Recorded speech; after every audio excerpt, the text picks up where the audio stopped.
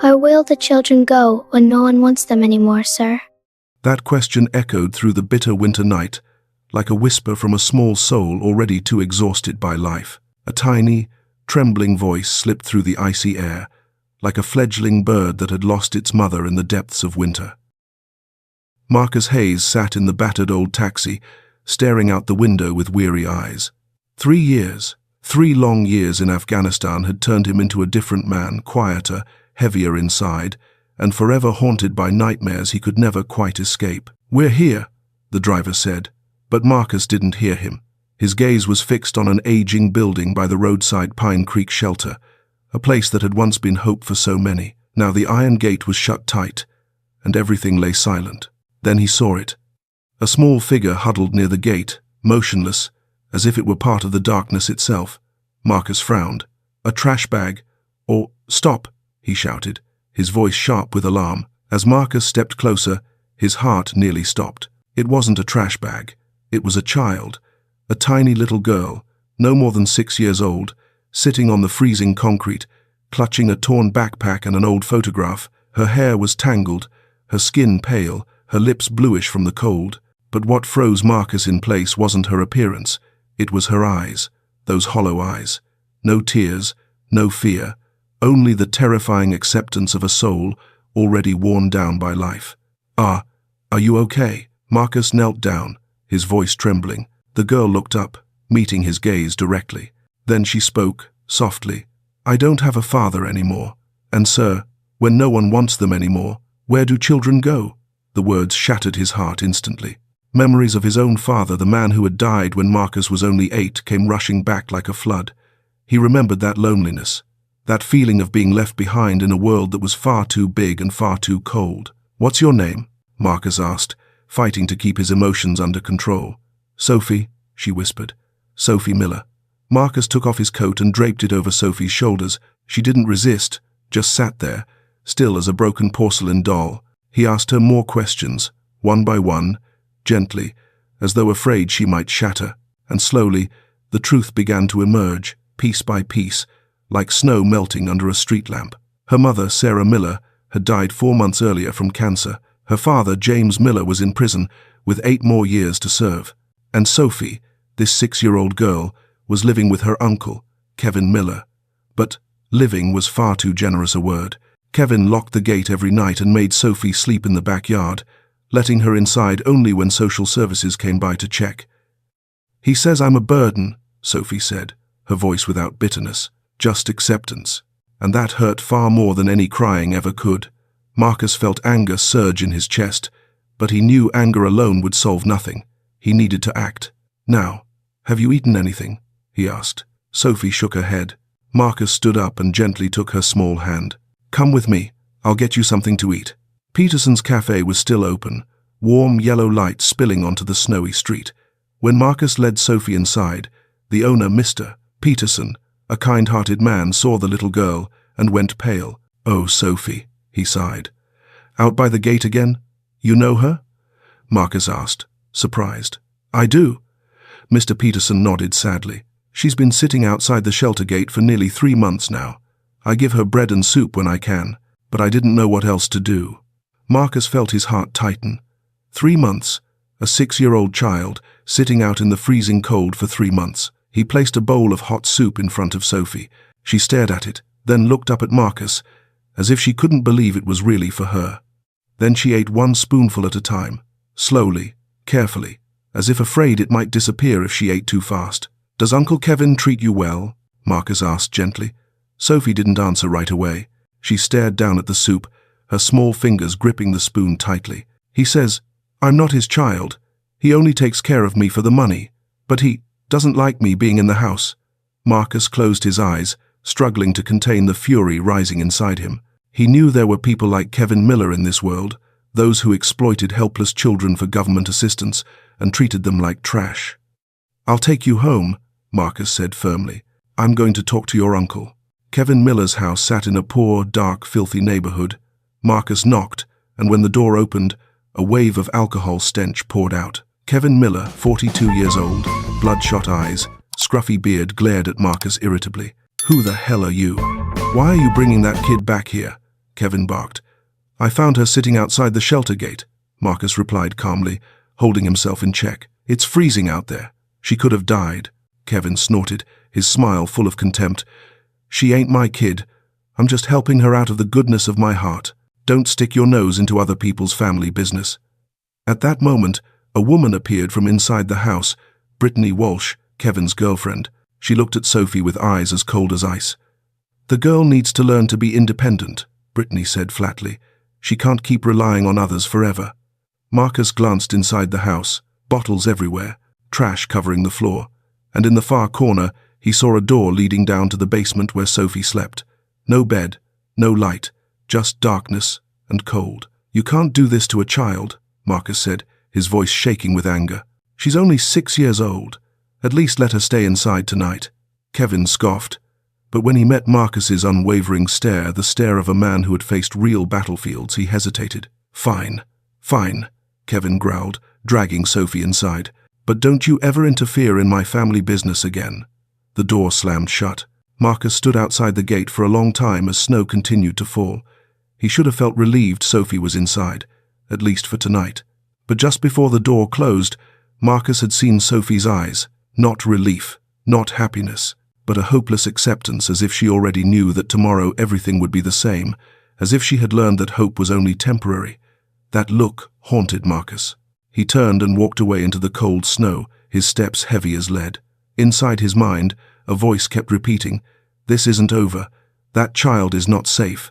Tonight she's inside.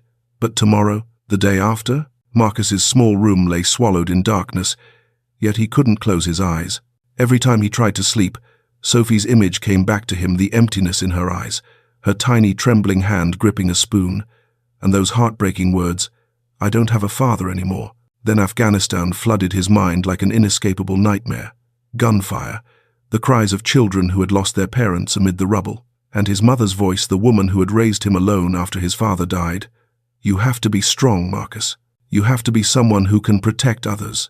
Her words echoed in his head like a summons. Marcus sat upright and looked at the clock. 5 a.m.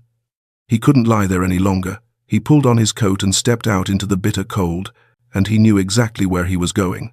Pine Creek Shelter. The iron gate was still locked, just as it had been the night before, and just as he had feared, Sophie, the little girl, was still there. She was huddled beside the gate, her thin jacket no match for the cold, her breath forming pale clouds in the air.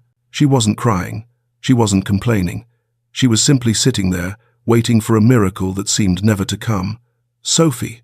Marcus ran to her and knelt down in front of her. "Why are you here again?" Sophie looked up, her eyes red from lack of sleep. "Last night I was allowed inside, but as soon as you left I was sent out again." Rage flared inside Marcus like a consuming fire, but he forced himself to stay calm, took off his coat and draped it over Sophie's shoulders. "Come with me. We're going to take care of this." And this time, he could not let it go. Maria Gonzalez answered the door with a worried expression. She was Kevin Miller's neighbor, a 60-year-old woman with kind eyes filled with fear.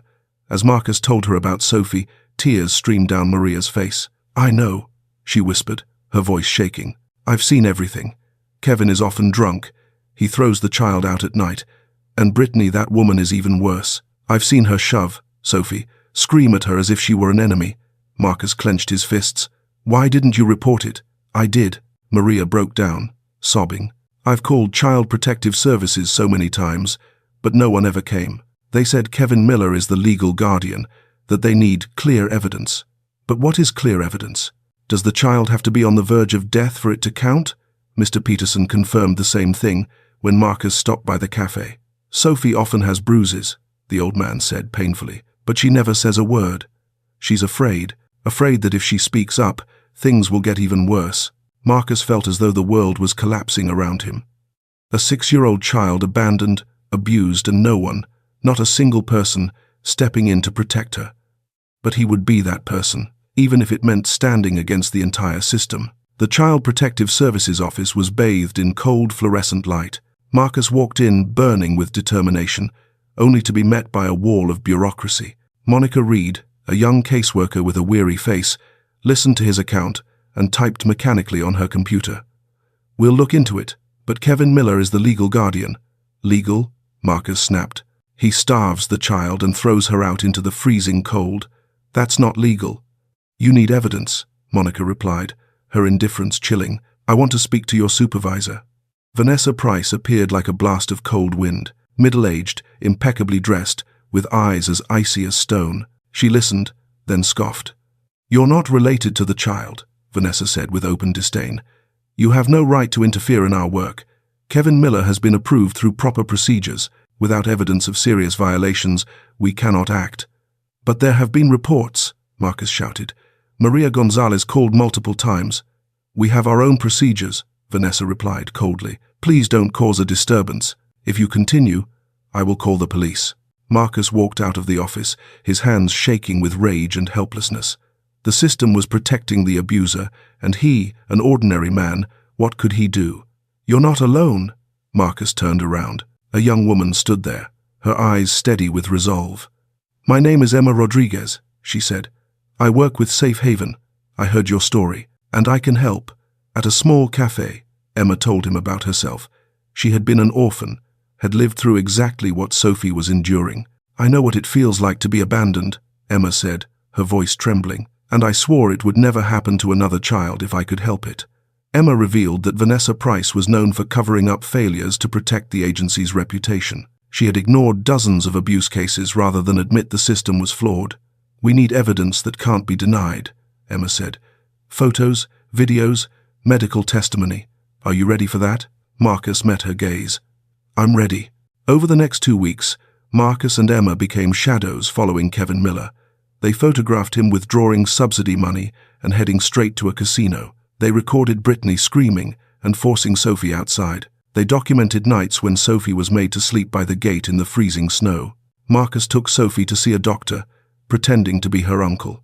Dr. Michael Foster examined Sophie with visible distress. She's severely malnourished, the doctor said.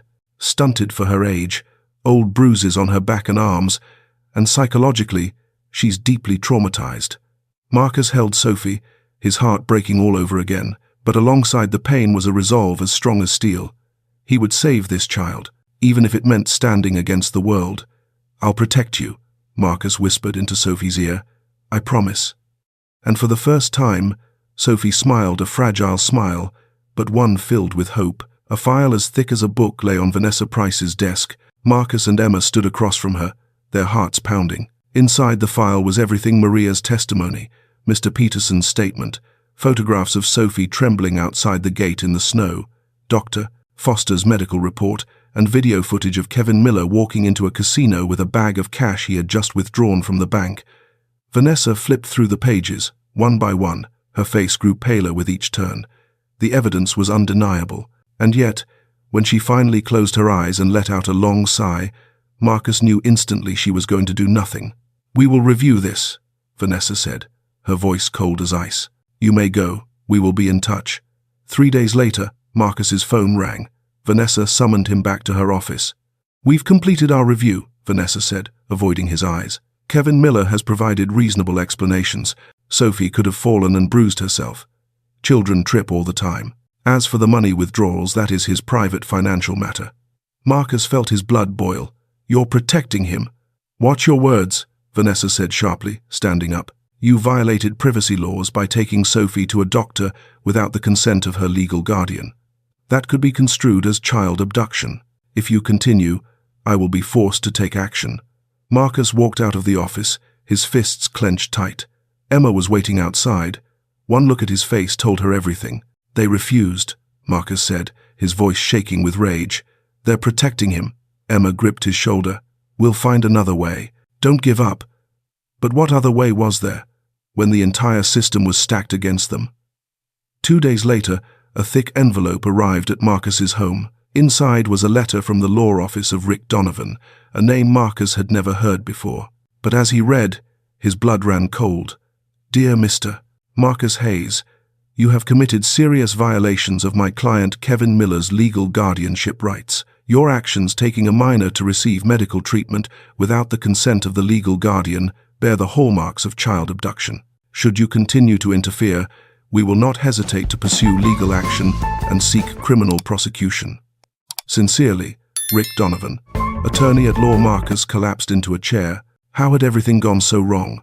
All he had wanted was to help a child, and now he was being threatened with kidnapping charges. His phone rang again. This time, it was the police station. Kevin had filed for a restraining order barring Marcus from coming within 500 meters of Sophie. Marcus was ordered to come in for questioning. The police station was cold, filled with the sharp scent of metal. Officer James Park, a young officer with a serious expression, sat across from Marcus. "Do you know what you've been accused of?" Officer Park asked. Marcus nodded, exhausted. "I do, but I didn't kidnap anyone. I was trying to save a child who was being abandoned." Then Marcus told him everything: Sophie sitting outside the gate, Kevin's drinking, Vanessa Price burying the truth, the evidence that had been ignored. Officer Park listened closely, his expression growing heavier. When Marcus finished, the officer frowned. "I believe you," Officer Park said, "but under the law, Kevin Miller is the legal guardian, and you did not have the right to take the child for medical treatment without his consent." "Then what am I supposed to do?" Marcus nearly shouted. Officer Park was silent for a long moment, then he spoke quietly. "Vanessa Price has connections with several local officials. She's very hard to touch. But I'll open a monitoring file, and I'll document your statement. If anything happens to that child, we'll have grounds to act." "If anything happens?" Marcus choked. "So I have to wait until it's too late?" Officer Park didn't answer, because they both knew the answer. That night, Marcus sat alone in the dark, feeling more helpless than he ever had in his life. He called Tom Wilson, his former unit mate, the man he trusted most. "You need a good lawyer," Tom said immediately. "I know someone. She specializes in children's rights. Her name is Julia Santos." 2 days later, Marcus met Julia at a small cafe. Julia Santos was 35, with sharp eyes and a firm, no-nonsense demeanor. She listened without interrupting, nodding and taking notes as Marcus spoke. When he finished, Julia looked him straight in the eye. "This is a tough case, but it's not unwinnable." "How can we win when the whole system is against us?" Marcus asked, despair in his voice. "By bringing the truth into the light," Julia replied. "We'll file a petition with family court to review Kevin Miller's guardianship, and we'll expose CPS's cover-up." "Are you ready to take them on?" Julia asked.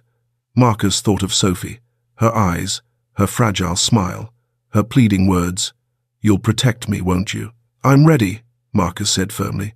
Julia filed the petition with family court. 3 days later, the notice arrived. The petition was accepted. A preliminary hearing would be held in 3 weeks, but during the waiting period, Marcus was barred from contacting Sophie. He couldn't see her, couldn't speak to her. He wasn't even allowed within 500 meters of Kevin's house. It felt as though a piece of Marcus's soul had been torn away. But he didn't give up. Every afternoon, he quietly went to Mr. Peterson's cafe, sitting in a far corner, just to catch a glimpse of Sophie from a distance. One day, Sophie walked past the cafe. She stopped and turned to look inside. Her eyes met Marcus's, and in that instant, Marcus saw everything: longing, yearning, and the deep, crushing fear that he had abandoned her. Sophie wanted to run to him. But Kevin stood right behind her, his hand gripping her shoulder tightly. All Sophie could do was look at Marcus, tears filling her eyes, before turning away. Marcus clenched his fists, fighting back tears. "I'm sorry, Sophie, but I promise I will get you out of there. I promise." And over the 3 weeks that felt like 3 long years, Marcus prepared for the greatest battle of his life. Not a war in Afghanistan, but a war for a child, for justice, for what is right. The courtroom was steeped in tense silence. Judge Margaret sat behind the elevated bench, her sharp eyes sweeping over the room. She was a 55-year-old Asian-American woman, stern in demeanor yet known for a deeply rooted sense of fairness, exactly what Marcus was hoping for at this moment. On the right, Kevin Miller sat beside Rick Donovan, his attorney, wearing a cheap suit and an irritatingly confident smile. Kevin appeared unconcerned, tapping his fingers on the table as if the whole thing were nothing more than a game. On the left sat Marcus with Julia Santos, Emma Rodriguez, and the witnesses Maria Gonzalez, Mr. Peterson, and Dr. Foster. Each of them carried a piece of the truth. "Who is bringing this petition?" Judge Margaret asked, her voice echoing through the chamber. Julia stood, her posture straight. "Your Honor, we represent the interests of Sophie Miller, age 6, who is being neglected and abused by her legal guardian." Kevin snorted. Rick Donovan placed a hand on his shoulder, signaling him to stay quiet. Judge Margaret nodded. "Proceed."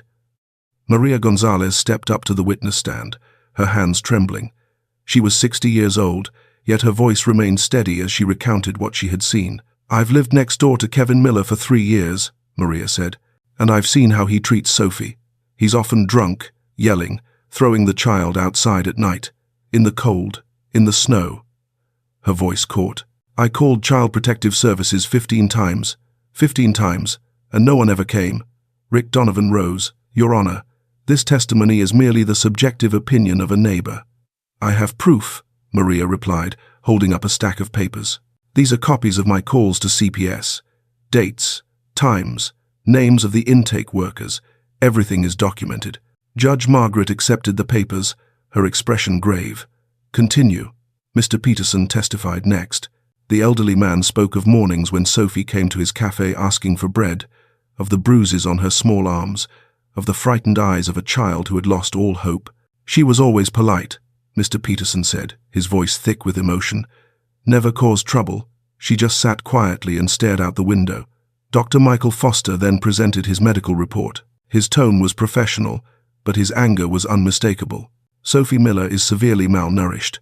Her weight is 15% below the norm for her age. She has older bruises on her back and arms, consistent with prolonged physical abuse, and psychologically, she shows signs of severe trauma." "Doctor," Foster looked directly at Kevin, "these are clear indicators of child neglect. They cannot be denied." Emma Rodriguez submitted internal emails evidence showing that Vanessa Price had repeatedly ordered similar reports to be closed to protect CPS's public image. "The system failed," Emma said, her voice shaking with emotion, "and Sophie paid the price." It was Kevin Miller's turn. Rick Donovan called Brittany Walsh to the stand. She walked up wearing a forced smile. "Kevin loves Sophie very much," Brittany said in a sickeningly sweet voice. "The child is just a bit unruly. Sometimes we have to discipline her." Julia stood immediately, a cold smile on her face. "Discipline? Like this?" The large screen in the courtroom lit up. A video played Brittany screaming, shoving Sophie to the ground, then slamming the door shut. Sophie's crying echoed through the courtroom, sending a chill through the audience. Brittany went pale.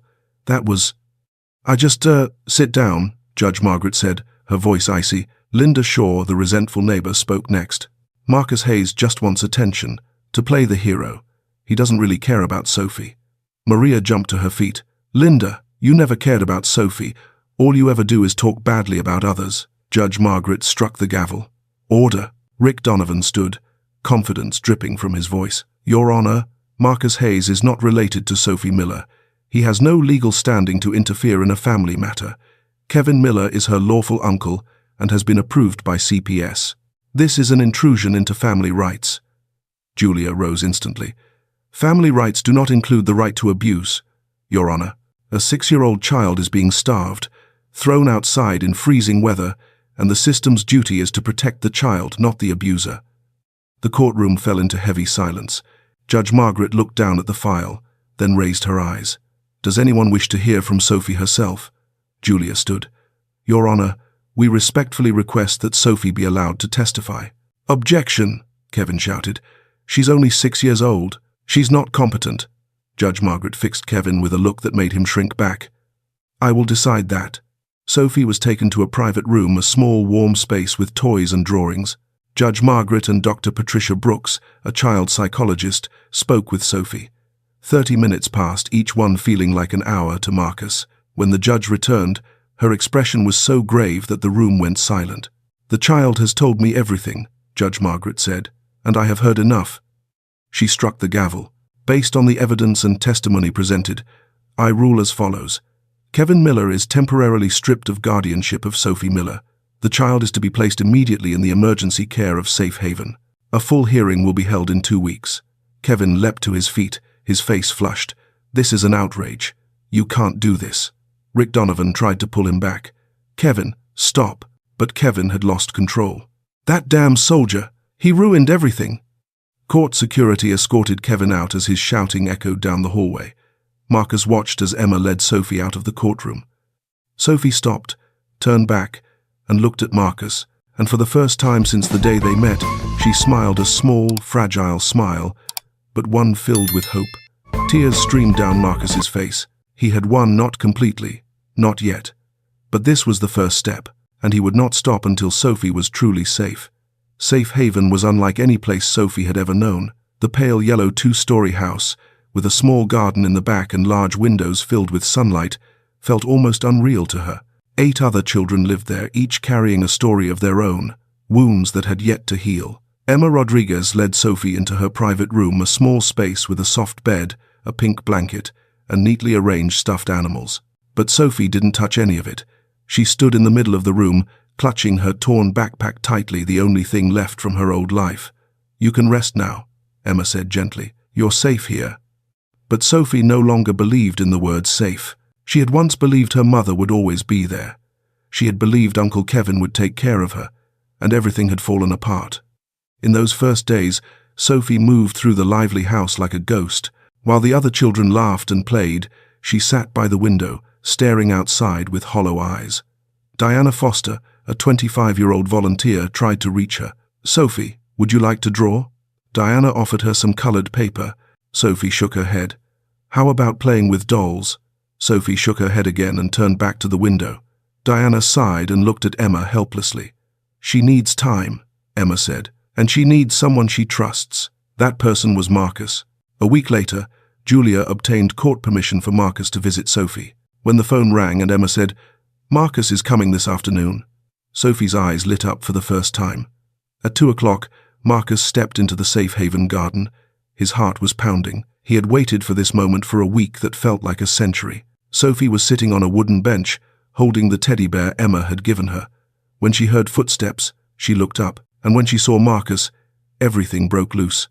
"Uncle!" Sophie cried out, running straight into his arms. Marcus dropped to his knees and held her tightly, tears pouring down uncontrollably. "I'm sorry. I'm so sorry I made you wait so long." Sophie sobbed, her voice breaking. "I thought you had abandoned me too, like everyone else." Marcus held her even tighter, his voice trembling. "Never, Sophie. I promise. I will never abandon you."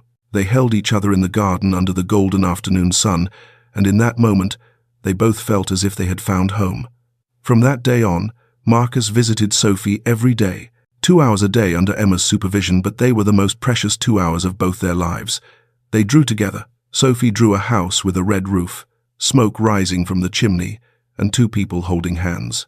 Marcus didn't dare ask who those 2 were, but in his heart, he already knew. They read books together. Marcus read to Sophie about princesses who found happiness, about knights who protected the weak. Sophie leaned her head against Marcus's shoulder, her eyes growing heavy, whispering, "You're like the knight in the story." Marcus kissed her forehead. "And you're the bravest princess of all." One day, Sophie opened up about her mother. "My mom loved me very much. She told me I had to be strong, to believe in a better tomorrow." Sophie's voice trembled. "But she promised she would take care of me. She couldn't keep that promise." Marcus gently stroked Sophie's hair, his heart breaking. "Your mom did everything she could, Sophie. She loved you until her very last moment. And now, I'll help you. I'll be the person she would have wanted me to be." Sophie looked up, her eyes full of hope. "Will you be my dad?" Marcus froze. The question pierced straight through his heart. He didn't know how to answer, not yet. But deep down, the answer was as clear as daylight. "I want to be," Marcus whispered. "If you want that too." Sophie wrapped her arms around him tightly. "I do. I really do." But the battle wasn't over yet. Julia, Marcus, Emma, Dr. Brooks, and Officer Park met at the Safe Haven office to prepare for the formal court hearing. "We need even stronger evidence," Julia said. "Kevin won't give up easily." Officer Park opened a file. "We obtained a search warrant for Kevin's house, and what we found was horrifying. Inside Kevin's home, police discovered $14,400 in cash, exactly the amount of guardianship benefits paid over 12 months. Piles of casino receipts, debts everywhere, and not a single item meant for a child, no clothes, no books, no toys. Photographs of the basement where Sophie had slept were shown dark, damp, with nothing but a torn old mat. "This is undeniable evidence," Officer Park said. Emma added, "I investigated Vanessa Price. She covered up 12 similar cases over 3 years. I have names, internal emails. She knew, and she chose to stay silent." Julia nodded. We'll take all of this to court. Then Rebecca Miller arrived. Sarah's sister, Sophie's aunt, flew from Oregon to Colorado as soon as she heard the news. Rebecca was 38, her face heartbreakingly similar to Sarah's. When she met Sophie, Rebecca burst into tears. "You look just like your mother. I'm so sorry. I didn't know any of this. Kevin told me everything was fine." Rebecca turned to Marcus. "I want to take Sophie back to Oregon. I have a family, stability. I'm her only remaining blood relative." Marcus felt the world spin. If Rebecca took Sophie away, he would lose her. But Rebecca was her family. What right did he have to hold on? Julia explained gently. "The court will decide based on Sophie's best interests, not on blood alone." Rebecca watched Sophie playing in the garden, with Marcus laughing, holding his hand, completely trusting him. Rebecca let out a long breath. "I see it now," Rebecca said quietly. "Sophie has found the person she needs, and I won't take that away from her." Marcus looked at Rebecca, gratitude flooding his heart. "She still needs you. You're her aunt." "I know," Rebecca said with a soft smile, "but she needs you more." And for the first time, Marcus truly believed they could win not just in court, but against fate itself. Gunfire echoed. Dust and smoke filled the air. Marcus ran through the rubble, his heart pounding like a war drum. And then he saw her, a small Afghan child, no more than 5 years old, curled up beside her mother's lifeless body. The child's eyes locked onto Marcus, filled with despair, her lips whispering, "I don't have a father." Marcus jolted awake, his body drenched in sweat. It was the night before the trial, and the nightmares of his past had returned like starving wolves. He sat up, clutching his head, struggling to steady his ragged breathing. A soft knock came at the door. Tom Wilson, his former unit mate, his brother-in-arms, stepped inside. Tom had known this would happen. He sat down beside Marcus and placed a hand on his shoulder. "You still haven't gotten past it, have you?" Tom asked gently. Marcus shook his head, tears streaming down his face. "I always feel guilty, Tom. I saved a lot of people, but I lost so many too. The children, they looked at me like I was hope itself, but I couldn't save them all." Tom tightened his grip on Marcus's shoulder. "But this time, you can. Sophie is right here in front of you. This is your chance to save one child for real. Don't miss it, Marcus. Don't let the past steal your future or hers." Marcus looked at Tom, his eyes red and swollen. "What if I fail? What if I'm not strong enough to protect her?" "Then you get back up and keep fighting," Tom said firmly. "Just like you always have. Just like you always do." The next morning, on Julia's advice, Marcus met with Dr. Patricia Brooks. The psychologist, the same woman who had evaluated Sophie, sat across from him in a warm office, scented faintly with candles. "You're seeking redemption through Sophie," Dr. Brooks said gently. "There's nothing wrong with that, Marcus, but you have to heal yourself before you can truly heal a child." Marcus spoke about his father, the man who died when Marcus was 8, leaving his mother to raise him alone. About his mother, a strong woman who eventually wore herself down and passed away when Marcus was 18. About the war where he had witnessed too much tragedy, too much suffering. "I always feel like I didn't do enough," Marcus whispered. "Not for my father, not for my mother, not for the people I couldn't save." Dr. Brooks met his gaze steadily. "You can't change the past, Marcus, but you can change Sophie's future, and by saving her, you're also saving yourself." Marcus felt as if an invisible weight had been lifted from his chest. For the first time in years, he saw a way forward. That afternoon, Emma came to see Marcus, holding an old, worn notebook. "I found Sarah Miller's journal," she said, her voice trembling. "You should read it." Marcus opened the first page. Trembling, handwritten lines appeared, those of a dying mother. "I know I don't have much time left. The cancer has spread throughout my body. The doctors say I have only a few months. James is in prison, and Sophie, my little girl, will be left alone in this world." Marcus read on, tears blurring the words. "I begged Kevin to take care of Sophie. He was the only person I could turn to. Kevin promised he would look after her, but I'm afraid. I see the look in his eyes, not the eyes of someone who loves, but of someone who calculates." The final line stopped Marcus cold, his throat tightening so he couldn't speak. "Sophie, if one day you read these words, you must know this. I love you more than anything in this world. I'm sorry I can't be there to watch you grow up. Live a happy life, my precious girl. Find someone worthy of loving you." Marcus closed the journal and pressed it against his chest. "I promise you, Sarah, I will protect Sophie. I will be the man you would want me to be. His phone rang. It was Officer Park. We have an update, Park said urgently. Kevin is preparing to flee. He's gathering cash and bought a plane ticket to Mexico. Rick Donovan has backed out. He doesn't want to be implicated. Can you stop him? Marcus asked. We're monitoring him around the clock. He's not going anywhere. Marcus let out a breath of relief. Kevin was falling apart. Vanessa Price was too. Emma reported that she had begun cooperating with investigators, confessing everything in hopes of leniency. The system was cracking, and justice was finally coming into view. That night, Julia obtained special permission for Marcus to stay at Safe Haven. Sophie couldn't sleep, curled up in her bed, clutching her teddy bear tightly. Marcus sat beside her, gently stroking her hair. Why aren't you sleeping, sweetheart? I'm scared, Sophie whispered. What do I have to do tomorrow, Dad? Marcus knelt down and took her hands. You just tell the truth, and remember, no matter what happens, I'm here. I will never leave you. Sophie looked at him, tears filling her eyes. I want to stay with you. Can I call you Dad? Marcus felt his heart melt completely. He pulled her into his arms, his voice breaking. Yes, my love. I'll always protect you, even if I have to stand against the whole world. Sophie rested her head against Marcus's chest and for the first time fell into a deep sleep without nightmares. And Marcus stayed there all night, watching over his child, the daughter fate had placed in his life. Dawn broke. The day of justice had arrived, and Marcus was ready. The courtroom was packed. The air was thick with tension. Marcus sat beside Sophie, holding her hand tightly. Julia Santos sat across from them, thick files stacked neatly on the table. Emma, Rebecca, Maria, Mr. Peterson, Tom, everyone was there, a quiet army standing on the side of justice. Kevin Miller sat alone on the other side of the room, no longer flanked by Rick Donovan. His face was ashen, his eyes avoiding every gaze. Vanessa Price sat in the witness row, clutching her handbag, fully aware that her career would end today.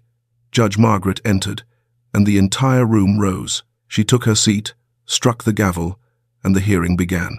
We are here today to decide the future of a child, the judge said firmly. This decision will change her life forever.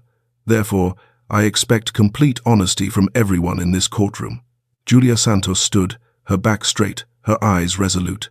She opened her file and began. Your Honor, this is the story of a 6-year-old girl named Sophie Miller. Her mother, Sarah Miller, passed away from cancer 4 months ago. Her father, James Miller, is currently incarcerated. Sophie was placed in the care of her paternal uncle, Kevin Miller. Julia turned the page, her voice growing sharper. But Kevin Miller did not care for Sophie. He abused her. He starved her. He forced her outside in freezing weather. And he used every dollar of her guardianship benefits, $14,400 over 12 months, to gamble and buy alcohol. Julia presented Sarah Miller's journal. Her voice trembled as she read the final line. Sophie, live a happy life. I'm sorry I can't be there for you. Many in the courtroom wiped away tears. Sophie clutched Marcus tightly, burying her face in his jacket. Julia continued, submitting videos, photographs, and financial records. The evidence was as clear as daylight. Kevin Miller had exploited Sophie as a source of income, and to him, the little girl was nothing more than a burden. Judge Margaret turned to Kevin. Mr. Miller, do you love Sophie? Kevin swallowed hard, his voice hoarse. I tried. Tried how? The judge asked coldly. By locking her out of the house? By starving her? By using her money to gamble? Kevin lowered his head. I didn't have the means. I was struggling too. Julia rose again. You receive $1,200 a month. That is more than enough to care for a child, yet you didn't spend a single dollar on her. Kevin broke down, his shoulders shaking. I didn't want to take her in, but I needed the money. I'm sorry. I really am sorry. A regret that came far too late. Julia then called Vanessa Price to the stand. Vanessa stepped forward, her face pale. Miss Price, did you receive reports concerning Sophie Miller's condition? Julia asked. Yes, Vanessa admitted. How many times? Vanessa fell silent. Emma stood and submitted internal emails. 15 times, Your Honor. Vanessa Price received 15 reports over 3 years and ordered every single case closed. That was procedure. Vanessa tried to defend herself. Procedure to protect child abusers? Julia cut in. You allowed 15 other children to suffer as Sophie did, all to protect the reputation of CPS. Gary Stevens, The director of CPS was also summoned. He was forced to admit that the system had failed. Vanessa collapsed, sobbing uncontrollably. I only wanted to protect the agency. I didn't think it would become this bad. But it had. And many children had paid the price. Judge Margaret turned her attention to Sophie. Sophie, would you come up here, please? Sophie trembled and looked at Marcus. He nodded and gave her an encouraging smile. Sophie stepped forward, small and fragile like a fledgling bird. Are you afraid of Uncle Kevin? The judge asked gently. Sophie nodded, tears streaming down her face. I'm scared. He wouldn't let me into the house. He said I was a burden. I didn't have anywhere to go. And how do you feel about Marcus? Sophie turned toward Marcus, a shy smile appearing on her face. He was the first person who asked if I was hungry. He hugged me. He didn't abandon me. Sophie ran back down and wrapped her arms tightly around Marcus. He is my dad. The courtroom fell silent. Many quietly wiped their eyes. Marcus held Sophie, tears flowing freely. Judge Margaret recessed for 30 minutes. When she returned, her expression was grave. I have reviewed all the evidence, she said, and I hereby issue the following ruling. The room held its breath. Kevin Miller is permanently stripped of guardianship and sentenced to 8 years in prison for child abuse and misappropriation of public funds. Kevin collapsed into his chair, sobbing. Vanessa Price is terminated from CPS, her professional license revoked, and she will face criminal investigation. Vanessa covered her face, her shoulders slumping. Sophie Miller is placed under the temporary guardianship of Marcus Hayes for 6 months, after which the court will consider formal adoption. The judge looked at Marcus. Mr. Hayes, do you accept this responsibility? Marcus stood, his voice trembling with emotion. I accept, Your Honor, Sophie cried out and clung to him. Dad! The courtroom erupted in applause. Maria, Mr. Peterson, Emma, Julia, and Tom embraced one another, laughing and crying at the same time. Kevin was led away in handcuffs. He turned back one last time, looking at Sophie. I'm sorry. Sophie did not respond. She simply turned her face into Marcus's chest, the place where she felt safest. Rebecca stepped forward and hugged Sophie. I'm so glad you have a good father. Marcus took Rebecca's hand. She still needs you. We'll take care of her together. And as they walked out of the courthouse, the afternoon sun shone down like a light of hope. Justice had been served. And Sophie, the little girl who once waited outside locked gates, would never have to wait there again. The new apartment was more spacious, with 2 bedrooms and large windows that let in plenty of sunlight. Marcus had spent an entire week decorating Sophie's room, painting the walls a soft pink, laying down a plush carpet, neatly arranging her toys on the shelves. Everything looked perfect. But the wounds in Sophie's heart were not something that paint and dolls could heal. On the first night, Sophie woke up screaming. Marcus rushed into her room and found her sitting upright in bed, her face pale, her whole body trembling. Mom! Mom, don't leave me! Sophie cried out. Marcus pulled her tightly into his arms, rocking her gently. I'm here, sweetheart. Dad's here. But Sophie kept shaking. She kept crying, and Marcus realized winning in court had only been the first step. The journey toward healing would be long and painfully difficult. Emma came by the next morning. Seeing how exhausted Marcus looked, she sighed.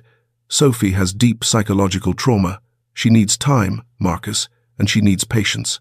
I know, Marcus said hoarsely, but seeing her like this, I feel helpless. Marcus learned how to be a father one day at a time, cooking for Sophie simple meals that often ended up burned, preparing her school supplies, pencils, notebooks, lunchbox, making sure to drop her off and pick her up on time. Every small task drained him. His job at the machine shop began to suffer. Marcus had to take many days off. Frank Morrison, the shop owner, supported him, but also had to warn him. I understand your situation, Marcus, but the shop can't keep running without you forever. Marcus knew that, but he also couldn't leave Sophie alone. One evening, Marcus was cooking when Sophie ran into the kitchen and accidentally knocked over a pot of soup. Boiling liquid spilled across the floor. Marcus turned around, and the stress that had been building for days finally burst. Sophie, why weren't you more careful? His voice was louder than he meant it to be. Sophie shrank back, her eyes wide with fear, and Marcus realized she thought he was going to throw her out, just like Kevin had. Marcus dropped to his knees, wrapped Sophie in his arms, and broke down crying. I'm sorry. I didn't mean to scare you. I'm so tired. Sophie hugged him back, her voice small. You're not mad at me, are you, Dad? Never, sweetheart. I just need to learn how to do better. School wasn't easy either. Sophie started first grade, but she was painfully shy. Her teacher called Marcus in. Sophie often sits alone. She doesn't play with the other children. She doesn't participate in activities. Marcus looked through the classroom window and saw Sophie sitting in a corner, clutching her book, staring outside with distant eyes. One day, Sophie ran home in tears. A classmate had mocked her. "You don't have real parents. You're just a throwaway kid." Sophie clung to Marcus and sobbed. Marcus held her tightly, tears falling. "Sweetheart, even though I'm not the man who gave you life, I will love you like a real father, and that matters more than blood." Sophie nodded, but the hurt remained, buried deep in her heart. Angela Thompson, a new CPS caseworker, came by every week. She inspected the apartment, spoke with Sophie, and took careful notes. Marcus felt constantly watched, the pressure mounting. One visit, Angela noticed a bruise on Sophie's arm. Marcus explained. She fell while playing at school. Angela wrote it down, her expression serious. "I have to report this." Marcus was terrified. "If they think I'm not capable, they'll take Sophie away." That night, Marcus couldn't sleep. The pressure reached a breaking point. Marcus's PTSD flared up again. One night, he dreamed of Afghanistan gunfire, explosions, smoke.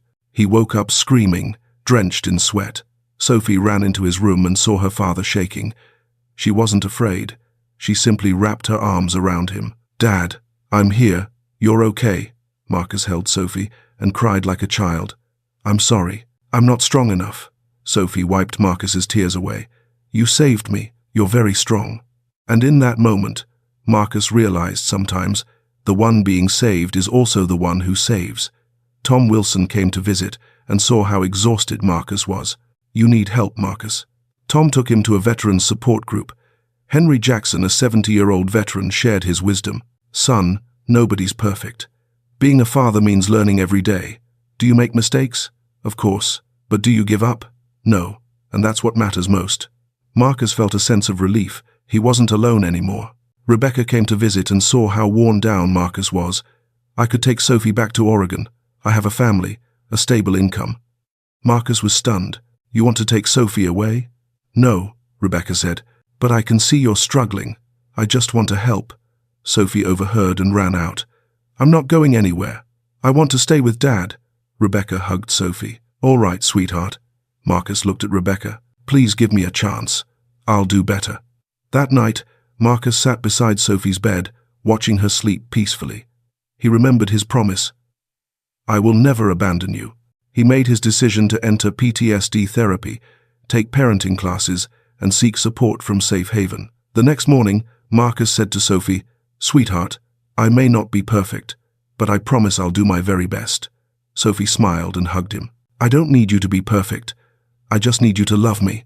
And Marcus knew they would get through this, together. 3 months passed like pages slowly turning in a book. Marcus and Sophie sat in Dr. Brooks's office every week, Marcus on Tuesdays, Sophie on Thursdays, and sometimes both of them together on Saturdays.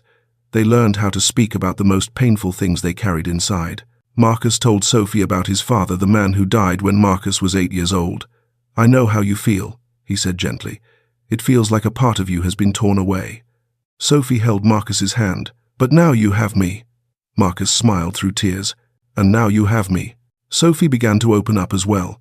She talked about her mother, Sarah, about the nights her mother held her, sang her to sleep, promised she would always be there. "But Mom couldn't keep her promise," Sophie said, her voice trembling. "I know she didn't want to leave me, but I'm still sad."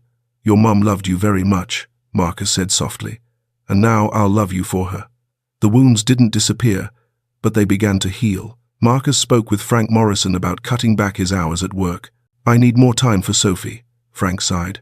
"I understand, but your income will be lower." "I'll figure it out," Marcus said. Tom introduced Marcus to a part-time role as a mentor for younger veterans. They needed someone who understood someone who had been through what they were facing. The first time Marcus stood before the group, he looked at the young faces marked by invisible wounds. He told his story about war, about PTSD, about finding purpose through Sophie. "You're not alone," Marcus said. "And you're not broken. You just need time to heal." One young man broke down in tears. "Thank you. I needed to hear that." Marcus realized the work wasn't just helping them, it was healing him too. Sophie slowly began to settle in at school. Emma met with her teacher and explained Sophie's background. The teacher, Miss Martinez, organized a buddy activity, pairing Sophie with Lily, a lively, friendly 7-year-old. "Hi, Sophie." Lily grabbed her hand with a big grin. "Let's be friends." Sophie hesitated, then nodded. Lily pulled her into games, jump rope, drawing pictures, telling silly jokes. Little by little, Sophie opened up. She made friends. She laughed more. One afternoon, Sophie ran home, her eyes shining. "Dad, I have friends now. Lots of friends." Marcus hugged her, tears of joy streaming down his face. "I'm so proud of you." December arrived, and Sophie was about to turn 7. Marcus prepared her first ever birthday party, a small celebration at home, but filled with love. Emma, Julia, Tom, Rebecca, Maria, Mr. Peterson, Diana, Lily, and several classmates all came. The apartment rang with laughter. A pink princess cake sat in the center of the table, 7 candles glowing softly. "Make a wish," Marcus said. Sophie closed her eyes and whispered, "I wish I could stay with Dad forever." Marcus kissed her forehead. "Your wish will come true, I promise." Everyone applauded and sang happy birthday, and Sophie smiled a bright, unshadowed smile, free of pain. 6 months of guardianship passed. Marcus filed the petition to formally adopt Sophie. Julia helped him complete the paperwork. Angela Thompson, the CPS worker who had once doubted him, now wrote a report filled with pride. "Marcus Hayes has proven himself to be an outstanding father. I strongly recommend approval of the adoption." Rebecca sent a letter as well. "I trust Marcus to give Sophie a happy life. He deserves this."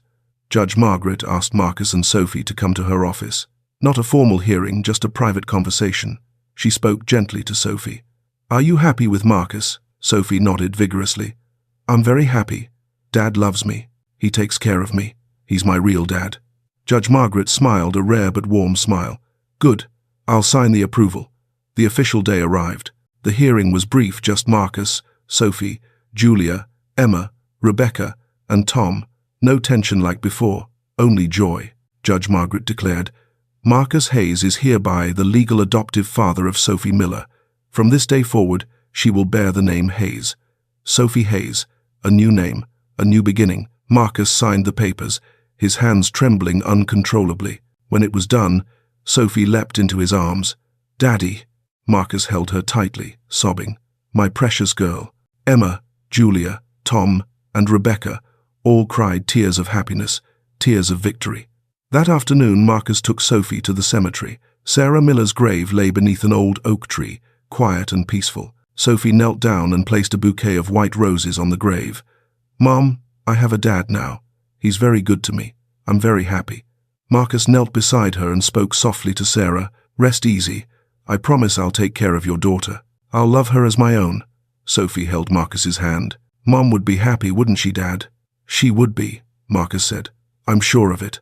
They stood and left the cemetery. The winter wind blew gently, no longer as cold as the night Marcus first met Sophie. Now there was warmth, there was hope, there was love. And they knew somewhere Sarah was smiling, knowing her daughter had finally found her true home. A year passed like a beautiful dream.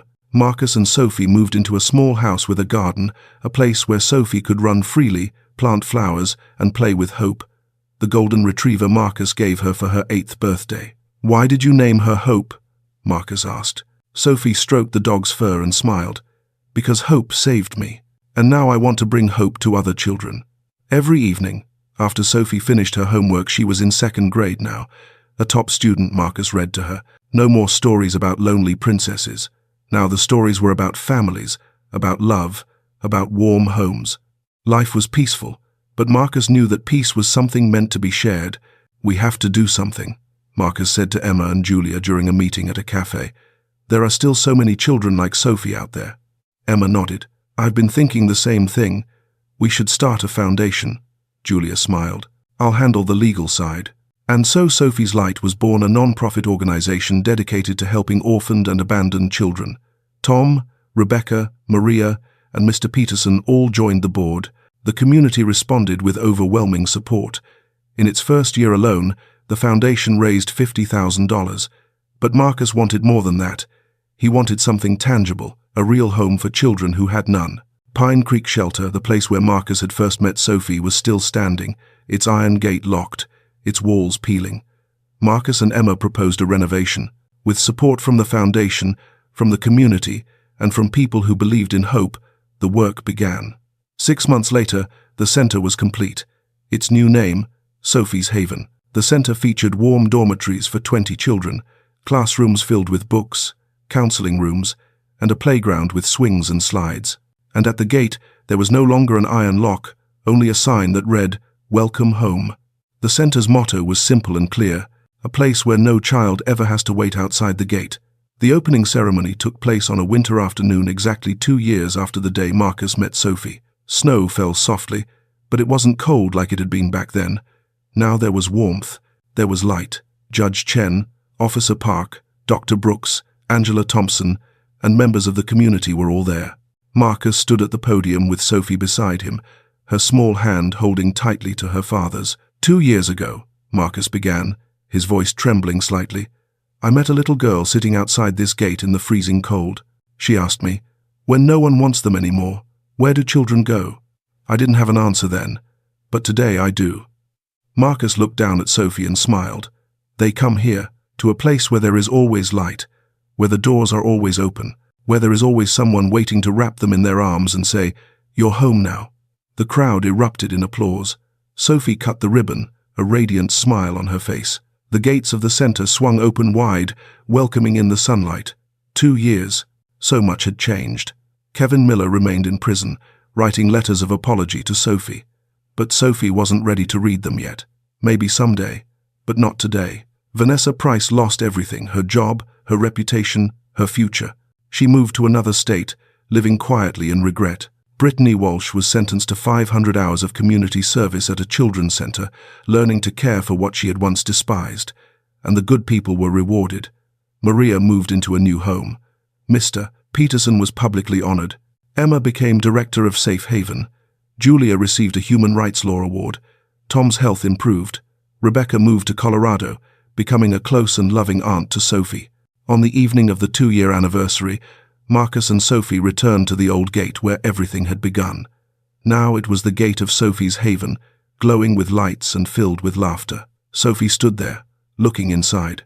"Dad, I remember the first day I sat here. I was so scared." Marcus knelt down and took her hand. "And now you don't have to be afraid anymore." Sophie smiled. "Not just me. So many other children too. Because of you." Marcus shook his head, tears streaming down his face. "No, sweetheart, because of you. You taught me what love truly means. You saved me more than I ever saved you." They embraced, and in that moment, all the pain, all the loss, all the fear simply faded away. They walked through the gate home, and the gate did not close. Not ever again. Inside Sophie's Haven, Sophie stood before a photo wall, 47 children who had been helped over the past 2 years. "Dad, that's me on my first day," Sophie said, pointing to an old photograph, a 6-year-old girl, curled up outside the gate, eyes empty. Marcus looked at the photo, then at Sophie, now 8 years old, smiling, confident, and happy. "I've changed a lot, haven't I, Dad?" "Not just you," Marcus said softly. "I have too." Sophie looked up at him. "Do you think Mom would be proud of us?" Marcus wrapped his arms around her. "Without a doubt, sweetheart. She's smiling somewhere." The camera slowly pulled back, overlooking Sophie's Haven, where the lights shone brightly, where children ran and laughed, where hope never went out. Marcus's voice echoed. "We can't change the past, but we can change the future." 2 years ago, a child asked me, "When no one wants them anymore, where do children go?" Today, I want to tell every child, you will go where you are loved, because there is always someone waiting to welcome you home. Thank you for staying with us throughout this journey. Thank you for following the story of Sophie, the 6-year-old girl huddled outside a locked gate on a snowy night, and Marcus, the soldier who chose not to turn away. This story reminds us that sometimes a single small act can change an entire life. Marcus was not a wealthy man. He was not a superhero. He was simply an ordinary person, carrying his own wounds, who chose to stop. He chose to see, and he chose to act. In life, there are so many Sophies sitting outside closed gates, not only physical gates, but also the invisible barriers of indifference, bureaucracy, and the familiar excuses of, "That's not my responsibility." They are waiting for someone, just one person, to stop and say, "I see you. I will help you." Never underestimate the power of compassion. A warm meal, a sincere hug, a phone call to the authorities, speaking up in the face of injustice. Sometimes, that is all a child needs to keep from falling into darkness. But this story also teaches us about perseverance. Marcus did not win the first time. He was turned away. He was threatened. He was forbidden from seeing Sophie. Yet he did not give up, because some things are worth fighting for to the very end. And nothing is more worth it than a child. If you are facing struggles of your own, like Marcus with PTSD, like Sophie with deep emotional wounds, remember this. Healing is not a destination. It is a journey. No one is perfect. No one has all the answers. But we can learn how to love, learn how to forgive, and learn how to become better versions of ourselves, together with the people we care about. Systems can fail. People can hurt one another. But justice can still prevail when enough courageous individuals choose to stand up. And ultimately, this story is about family, not a family defined by blood, but a family built on love, commitment, and presence. Marcus and Sophie do not share the same blood, but they share the same heart. And that is all that truly matters.